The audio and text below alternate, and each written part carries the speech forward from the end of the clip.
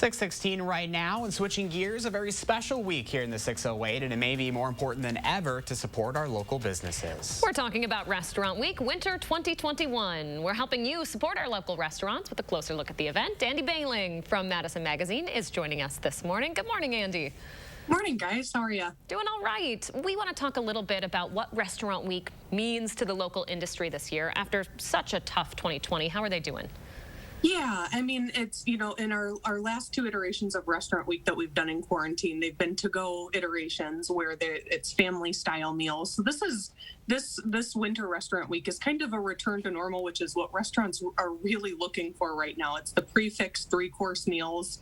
And what it means to the restaurants, it's really an entry point for a lot of people to visit these restaurants and try them out sometimes for the first time.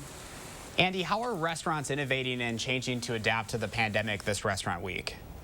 Yeah, and this is what we're going to talk about later today on our virtual event. But it's things we see already. The use of patios and the streetery program has really gotten restaurants and people in the city thinking about how we use city spaces for restaurants in particular.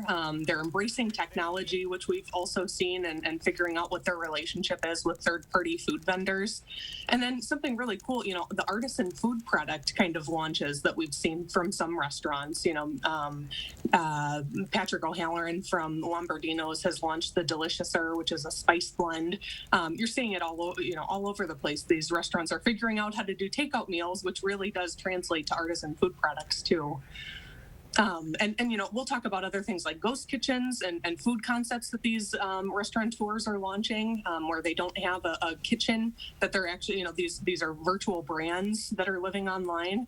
And then these restaurants are really thinking big about their place in the industry and how they pay their employees and what they do to help even food insecure folks in the community. Things like Cook It Forward that locals founded, and the Sunshine Supper in Sun Prairie that Sal's is participating in.